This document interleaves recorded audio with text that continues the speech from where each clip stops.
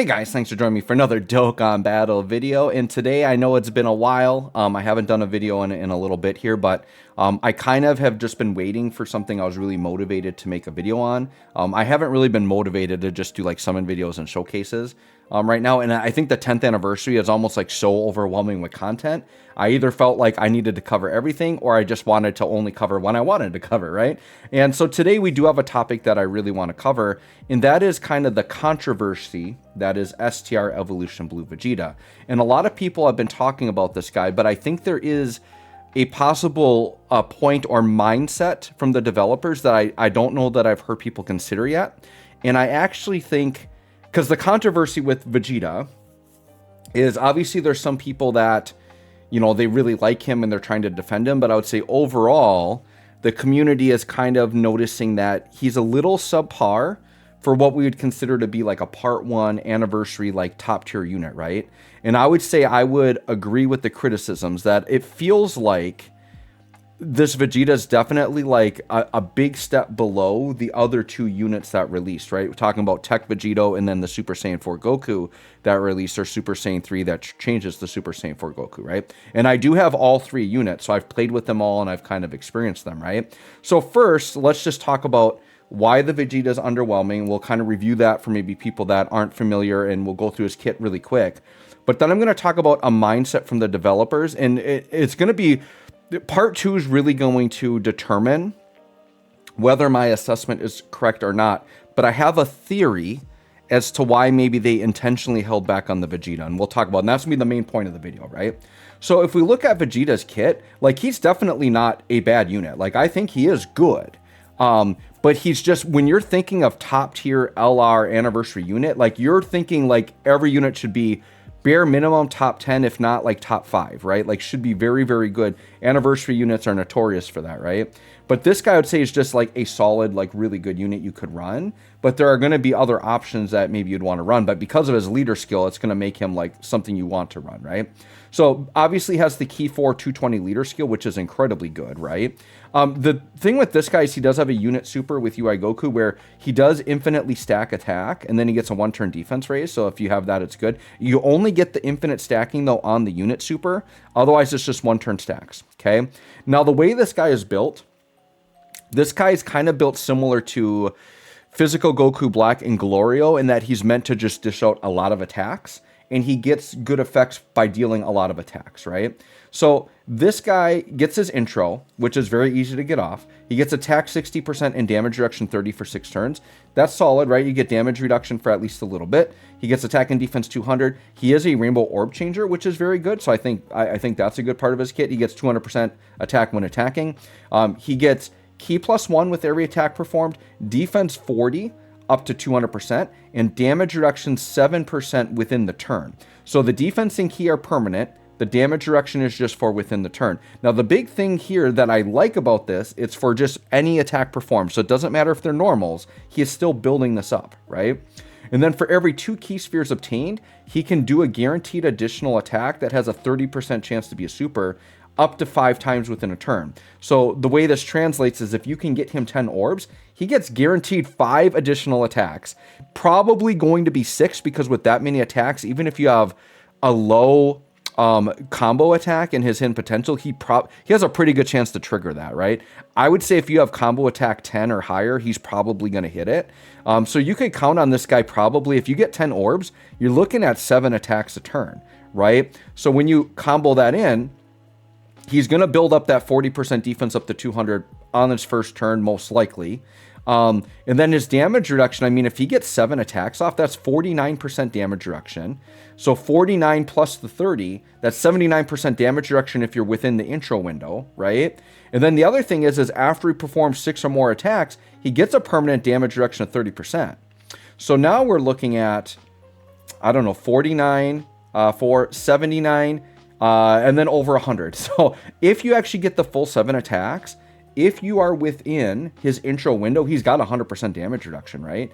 And then for the rest of the battle, you can get up to a maximum of 79% damage reduction within the turn, which is really good, right? But you could get not lucky on orbs, right? And the thing with Vegeta is he's built to be slot 2 or slot 3, which means while he's orb changing, you could either get unlucky with the orbs or other units on the rotation need the orbs and you can't always get him 10, right? So there's a little inconsistency with his defense. And then after he performs 7 or more super attacks in battle, he gets a guaranteed crit. Now this one is the deceiving one because he has guaranteed crit in his kit. People think you shouldn't give him crit and hidden potential. The problem is 7 or more super attacks is very difficult to get because while this guy has the opportunity to get up to 7 attacks a turn, most of them, the odds are they're more likely to be normals than supers. So he's going to normal a lot, which means I think you should build this guy heavy crit. But anyways, the idea isn't really to focus on like his whole kit. I just wanted to go over that so people understand it. Now, there's a lot of good things in here. I think as a slot 2 or a slot 3, he can get very defensive and do a lot of things. But I get the criticism that if you compare him to the Super Saiyan 3 Goku and the Vegeta, like this guy's nowhere near where those guys are. Because those other characters, this guy has a unit super, and he's got a damage reduction mechanic when he attacks. But this guy has no tag mechanic. He has no active skill. He has no, right? Like he literally has no active skill. Like seeing this active skill blank on a modern, like not even just like a Dokkan Fest or Carnival LR, but like an anniversary one at that, to see this active skill blank is insane to me. Like that he has nothing there, right? So the big criticism with this guy is that he doesn't have any of like more complex mechanics like these more modern units have. He needs something else. And he doesn't have any way to defend in slot 1. He doesn't have any like team protector mechanics, like nothing like that. So he's not, once again, it's not that he's bad, because I don't think he's bad. It's just he's not the level you would expect from an anniversary unit, right? Being that the other units have so many more aspects to their kit and things they can do. Now, here's the main point of the video I want to get at, and what I think the devs are intending with this guy. I think they intentionally held back on him and wanted him to be a little bit more simple, and here's why. Let's look at the banners for a minute, right? So let's go to the banners here. So Dokkan did something unprecedented, right? Which is, we have the Dokkan Fest Carnival format, which we've done before, but they've never done this before, where the Carnival has 2 brand new featured units on it, right? So we will see based on what they do in part 2, but if my theory is correct, I think there's a reason why they held back on him, and that is they're kind of treating him more like a banner unit, because if you guys think about it, right, to get 2 brand new Carnivals on the same banner is actually very generous, and it's during anniversary, right? So they're supposed to be high level characters. And notice on the banner how they list Goku first and specifically Vegeta second. So I think the intention with Vegeta, once again, we're getting 6 new LRs instead of the normal 4. So essentially what I think they're doing is they're taking these Carnival banners and they are treating the second LR more like, think of it as like a juiced up banner unit, right? If we think of Vegeta as like a normal banner unit, but he has LR stats, he's got LR stats and he has a top tier leader skill, right? That, if you think of it that way, the Vegeta is actually looking pretty good, right? Because if you think normally on a Carnival banner, they don't even have a banner unit. But I think because they're giving us the extra LR, they don't want to give us 3 on that tippity top tier level. And I think the idea with it, once again, if your mindset, and I just have an optimistic mindset, because I think people could get mad at, you know, with the performance of this guy or the level of this guy. But I'm taking this optimistic mindset that Dokkan did not have to add a 3rd character here, right? This banner could be just the GT Goku, and this could just be a crap banner unit or an old Carnival unit, right, that we don't need. And people would have been fine with it. So if we take this optimistic mindset that like, okay, the Vegeta is not nearly as good as the other 2, but darn it if he isn't a really cool unit with a really nice leader skill, that this Vegeta could have been Carnival Cooler or Carnival, you know, Tech Goku or some, you know, other Carnival that I don't need. I like the idea that I'm getting an extra brand new unit on the banner. I think that is super ultra cool. Now, here's what we're going to have to look at in part 2. So I think part of this is you guys need to temper your expectations for part 2, because what I'm expecting, we're going to find out pretty quickly if this was intentional or not, but I think it's intentional, and what makes it glaringly obvious is that missing active skill slot. Like, the Vegeta, when you look at his kit, it just looks so much more empty than other units, right? Let's go into the team here and we can see. If we go to my character list, right, and I just go into here, we'll just do LR, and we will do, we will sort by acquired, by my new LRs, right? Like, you look at the Vegito, right, and we look at, like, his details. Look at how much more he has there compared to Vegeta, just all that, and this is just on the Goku, right? And then you go into here, you have an active skill.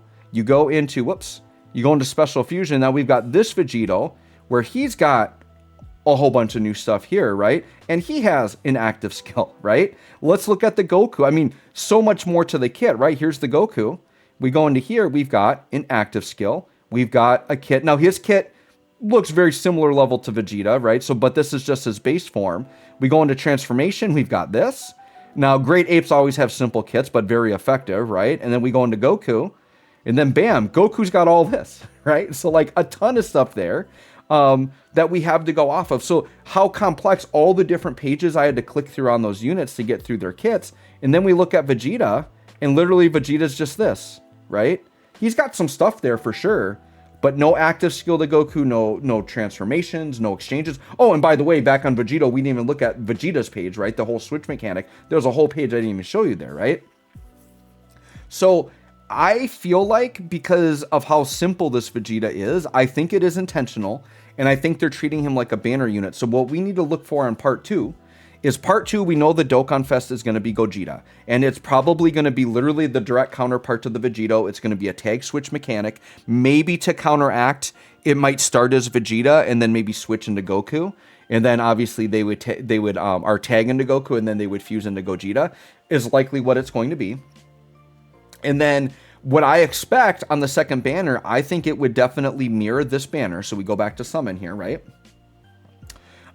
So let's talk about like what characters are people are expecting, right? So let's say it's Super Saiyan 2 Gohan from Cell Saga, and that it's Orange Piccolo. Those are 2 units that people are speculating, right? So if we go to the banner here, we go to the Carnival banner right here, okay? So whatever unit is first, they're going to be the top tier unit. And I envision, let's say this is Super Saiyan 2 Gohan. So you're going to see him first, then you're going to scroll over and see maybe Orange Piccolo. My theory is that the Orange Piccolo is going to have a lot less mechanics and maybe they're going to be good, but they're going to seem underwhelming compared to Gogeta and the Super Saiyan 2 Gohan. If that is indeed the case, then this is 100% intentional. And we don't know, right, this format of 6 new units.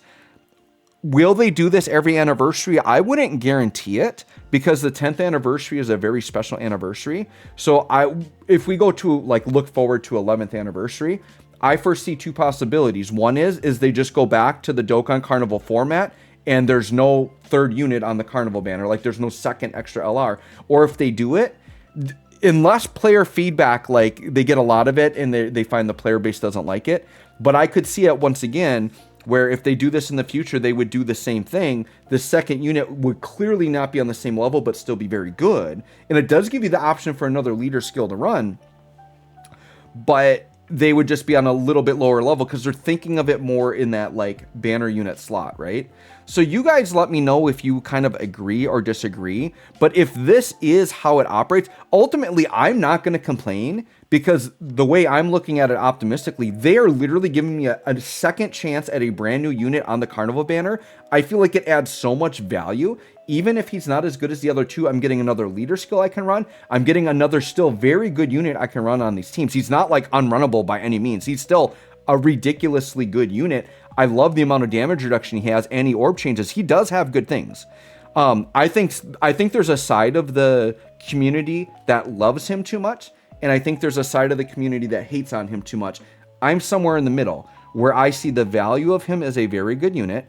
I also see the fact that he is definitely not on a top tier level like the other 2 units, but I also like the idea that he's on the banner, and I'm thinking of him as like, once again, a banner unit with very juiced up stats and a really juiced up leader skill. And if I think of it with that mindset, I really like the Vegeta, right? So let me know what you guys think. Maybe come back to the video and comment after part 2 comes out and we see the units. But my theory is whatever the second unit on this Carnival banner, let's say it's Orange Piccolo, they're going to seem a little underwhelming. I think it's going to be intentional because they're treating it more like a banner unit. So let me know what y'all think. Thanks for watching. We'll catch y'all on the next one.